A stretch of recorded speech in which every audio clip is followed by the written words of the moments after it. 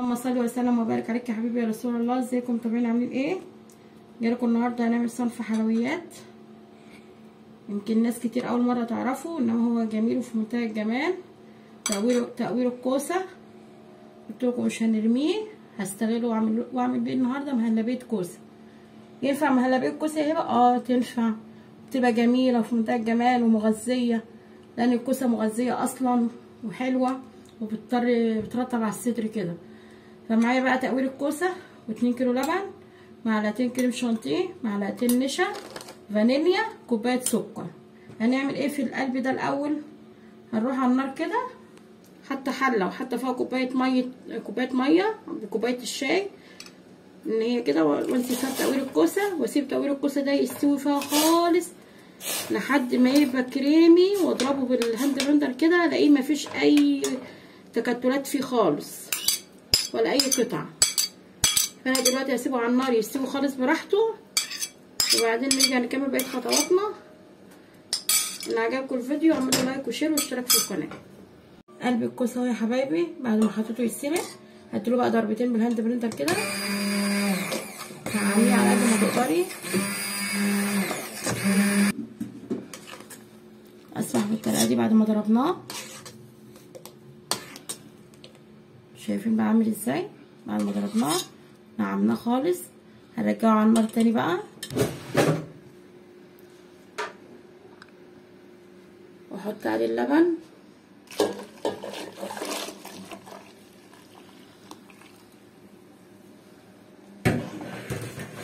تبقى طعمها جميل بصراحه وحلوه.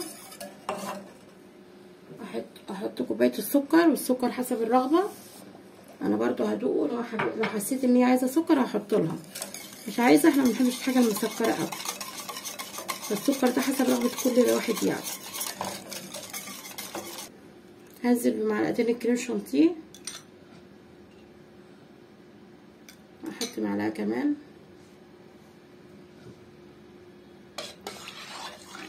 كده.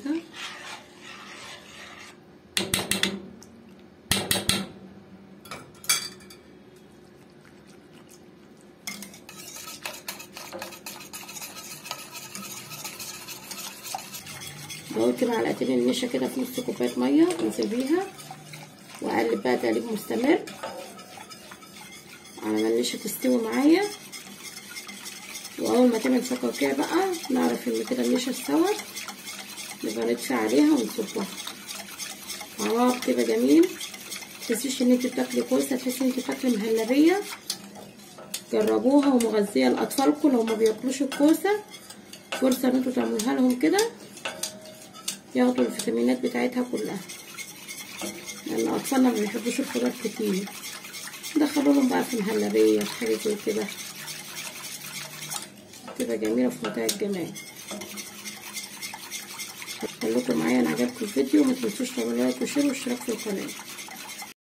ادي المهلبيه يا حبايبي معانا، بس انا حسيت ان هي محتاجه نشا كمان، فدوبت معلقتين صغيرين وانزل بيهم كده واقلب.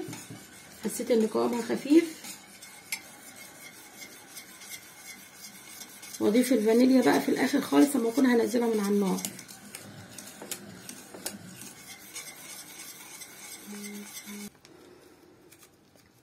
بتغلي معانا يا حبايبي اهو، خلاص انا هنزلها، اروح مفضيه ورقه الفانيليا كده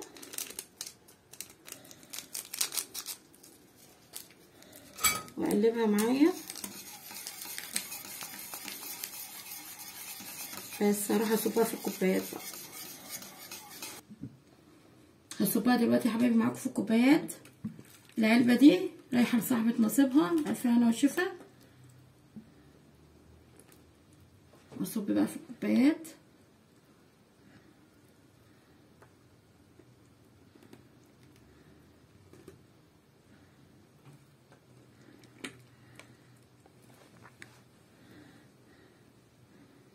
شايفين ما شاء الله جميله، مش باين فيها الكوسه خالص، تحسيش ان انت بتاكلي مهلبيه كوسه. والله بالامانه جربوها وهتعجبكم، تحسي ان انت بتاكلي مهلبيه كده جميله باللبن. ما شاء الله عملت معانا كميه ايه، لسه هنكمل.